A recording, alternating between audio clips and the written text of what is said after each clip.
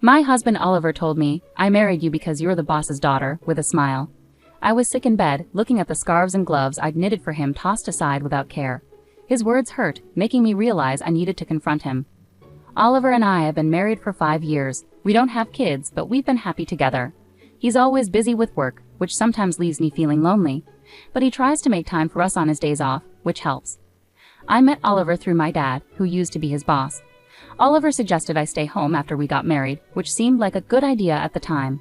It gave me time to pursue my hobbies like sewing and knitting. Every winter, I made Oliver scarves and gloves. At first, they weren't very good, but I improved over time. Oliver started saying they were as good as store-bought ones, which made me happy and encouraged me to keep sewing. One day I told Oliver, "Someday, when we have a child, I want us to sew together." He smiled and replied, "Maybe I'll learn when the time comes." I always supported Oliver, took care of the house, and made sure we spent time together on his days off. With his high salary, we seemed to live a privileged life to outsiders. I was content with this life, imagining a quiet future with my kind husband and our child. About 2 years ago, our peaceful life was interrupted. I suddenly felt dizzy and collapsed while waiting for Oliver to come home. He rushed me to the hospital. When I woke up in a hospital bed, I overheard Oliver talking to the doctor. My symptoms were serious and likely something I would have to deal with for life. It wasn't life-threatening immediately, but it could happen again. Given my condition, doctors advised me to stay in the hospital until I recovered somewhat. Seeing my anxiety, Oliver reassured me, "You'll be here for a while, but don't worry. I'll visit whenever I have time off from work. We'll get through this together." His words and his hand in mine eased my worries. With him by my side, I felt everything would be okay, despite not having any real guarantees. True to his promise, Oliver visited me nearly every day after that. He held my hand, checked on me, and brought my favorite sewing tools when I mentioned how boring the hospital days were. We spent time sewing together and chatting about little things that happened each day. Teaching him to sew was surprisingly enjoyable, and it helped pass the time. But after about a year, the regular visits dwindled. Instead of daily, Oliver started showing up only every few weeks. I figured he must be busy with work and continued sewing, planning to give him the finished scarf I was working on when he visited next. The doctor said I'd be discharged by the end of the year, so I also started making gloves to give him. After a long time apart, I poured my emotions into making the gloves for Oliver.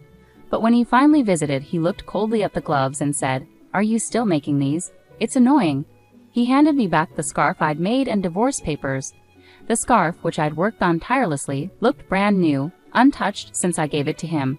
"You've been in the hospital for 2 years now.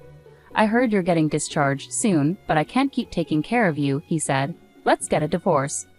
I looked at the divorce papers. Oliver had already signed them. I thought, so this is how it ends. Truthfully, I'd thought about this possibility ever since he stopped visiting regularly. I tried to convince myself he was just busy with work, but I knew the real Oliver wouldn't neglect me like this. If work had gotten in the way, he would have told me. When he stopped coming without explanation, I knew this was coming. That's why I managed to ask calmly why he wanted a divorce. I wasn't trying to hold on to Oliver. In fact, I knew I had probably become a burden to him. If the kind Oliver I knew wanted a divorce, then I guessed I had no choice. But since Oliver had promised we face things together, I was curious why he had changed his mind. When I asked him, still dazed, Oliver replied harshly, "Isn't it obvious? Since I married you, it's been nothing but trouble. I'm tired of those scarves and gloves you give me every year. I only married you because your father's the boss. How am I supposed to handle you getting sick on top of everything?" He laughed at me mockingly, saying he was fed up with dealing with me. It seemed he resented my innocent enjoyment of our life together. Whenever I talked about happiness, love, or loneliness, he seemed to think I was foolish. Who even wears handmade scarves anymore without feeling embarrassed? Getting those things from you is annoying and a hassle. As Oliver spoke, I noticed he was wearing a luxurious scarf that I hadn't given him. It was clearly better quality than the ones I had made. I wondered if he had never used any of my gifts before. Perhaps they had always annoyed him, and I hadn't realized. After I got sick and my father retired, Oliver no longer had to pretend to care about me at work. Having a sick wife became a convenient excuse for him. In the first year, he made a show of visiting me between his work duties. I could imagine my father, before retiring, praising Oliver at work for being a good husband who worked hard while looking after his sick wife. Oliver had crafted this image for himself and was well liked by his colleagues. That's what he wanted, and it seems my value to him was only realized when I fell ill. When I confronted him with these thoughts, Oliver looked surprised and admitted, "Well, it did make things easier at work. Whenever I mentioned you, people were sympathetic and treated me well. If I worked late, I was praised for being dedicated. If I needed a break, I just had to say my wife is, and that was enough. He said this without a hint of regret. He had cleverly used my illness to his advantage in ways I hadn't known. And as for my upcoming promotion, well, they may be idiots, but I owe it to your illness, he added. As I listened with my head bowed, I looked up when he finished speaking. Instead of the man I loved, I saw a cruel grin on his face. I realized this was his true self. Well, if I could be of some use, then that's good. We probably won't see each other again, so take care, I calmly said, returning the divorce papers to him. He took them without a second glance and swiftly left. That marked the end of our marriage, and I silently cried. After some time, I left the hospital and moved back in with my parents. When my father heard what had happened, he was outraged. I never expected him to be like that, he said. But I had already made my peace. I reassured my father and told him I wanted to stay with them. After tidying up the house, my parents understood and encouraged me to do what made me happy. For now, that meant living with them. Before moving back with my parents, I decided to visit our old house. But when we arrived, the front door lock was broken. Perplexed, we rang the doorbell and were met by a stranger. I asked him about it, and he told us he had bought the house a few months ago and was now living there happily with his family. My parents were furious, but I chose not to disturb the new residents and quietly left. Unable to leave it be, I called my husband right away. He casually replied, "Yeah, I sold it while you were in the hospital. Keeping the money as my compensation. It was my house originally, so you can't complain, right?" His nonchalant words made me sigh. I wish he had told me sooner, I thought. From what I learned, the house had been sold about a year ago, around the time he started showing less concern for me.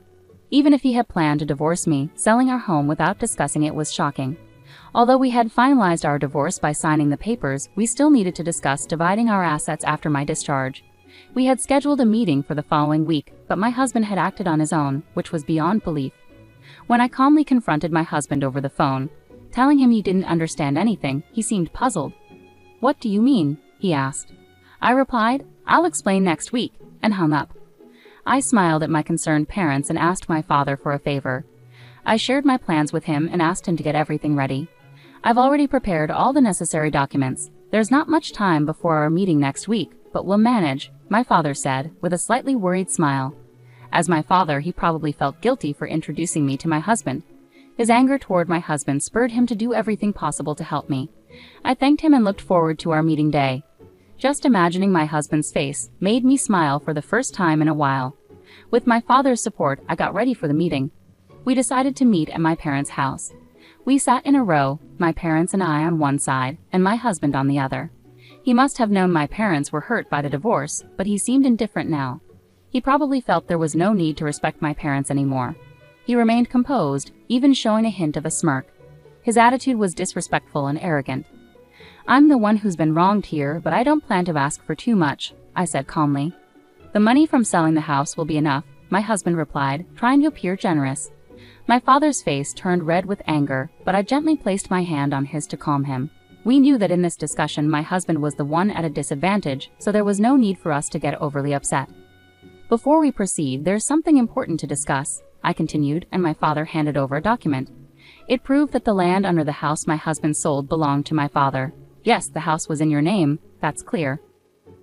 But the land belongs to my father, and he holds the title," I explained, showing him the document. My husband frowned slightly. "So what? The house was still mine. No one can complain. Do you think this gives you a way to get back at me?" He chuckled as if he found the whole situation absurd. "It's true that legally, selling the house under my husband's name posed no issues, even though the land belongs to my father," I explained further. "However, this creates a significant problem for the family who bought the house. You sold the house, right? But since my father owns the land, he could demand rent from the family living there. Wouldn't that cause trouble?" I questioned. "We're not planning to take that step, but we won't give up our land rights for nothing. In this situation, our plan is to offer the family the opportunity to purchase the land. We won't ask them to leave or charge rent monthly, but it would be problematic if they refuse to buy the land. Originally, my father intended the land as a gift for us to live on, not to be given away freely to strangers. If they refuse, the family who bought the house might even sue you because the deal wasn't as they were led to believe. Imagine their frustration buying their dream home only to find out they have additional expenses." After we confirmed my father's ownership of the land, we went straight to the family who bought the house. When we explained the situation, they were understanding. They agreed that if there were any legal issues, it would be the seller's responsibility, meaning my husband. They mentioned they might sue him if negotiations failed. Seeing my husband's face go pale, I knew he realized the seriousness of the situation. He understood he could face significant financial consequences. In a shaky voice, he asked, "What should I do?" I smiled and replied, "The family could buy the land from us to settle everything smoothly. You'll have to cover that cost. Once they own both the house and land, all current issues will be resolved." Since they weren't informed of the land's value when buying the house, they might demand compensation from you. But that's their decision. The problem is, due to its prime location, the land could be worth more than the house. Even if my husband sells all his assets, it might not be enough. In the end, he could be left with nothing. Alternatively, you could buy back the house and pay for the land, along with a relocation fee to the family. This would return both the house and land to your possession. You could then sell them again, possibly making some money. However, after paying the relocation fee, it's unlikely you'd end up with much, I explained. Either way, you're facing losses, I continued. And regarding alimony, your actions have caused me significant mental distress. I intend to seek compensation for that, so keep that in mind. I've come to realize you used me as a pawn for your career ambitions. Now that I know this, I'm repulsed by everything you've done, and I plan to pursue damages for the emotional distress it's caused me. While evidence may be limited and winning uncertain, discussing this matter is crucial given your current situation. Cornered, Oliver may soon face these harsh realities, my father added. Despite being retired, I still have many connections from my career. I've been in touch with former colleagues who have shared your opinions and actions regarding my daughter. You're being looked down upon by everyone, Oliver. With a cheerful smile, my father shared the news, and finally, Oliver understood the gravity of his situation. The status he had built at work, using me and the money from selling the house without my consent, was slipping away. Now let's discuss what happens next, I said, clasping my hands together and smiling. It was a different smile from any Oliver had seen before, brighter since our separation. You must understand that the fate of your assets will be decided today, I continued. Drawn in by my words, Oliver could only manage a forced laugh, tears in his eyes. The negotiations favored me, and Oliver agreed to pay alimony. We also settled that Oliver would compensate for the land where the house stood, which we then explained to the family who bought our house. In the end, everyone benefited except Oliver, who lost everything. The rumors my father started spread through the company, causing Oliver to lose his status and halt his chances for promotion. As the rumors continued, Oliver found himself isolated, and eventually my father informed me that Oliver had resigned. It's tempting to see it all as karma, as gains made through exploitation are fragile. What Oliver thought he had achieved turned out to be fleeting. As for me, I'm living in my parents' home now and teaching sewing classes. My classes aren't packed, but I earn a decent income thanks to local participants like neighborhood women and children. Although I couldn't have children of my own, as I once mentioned to Oliver, I've discovered that sharing my passion brings me genuine happiness.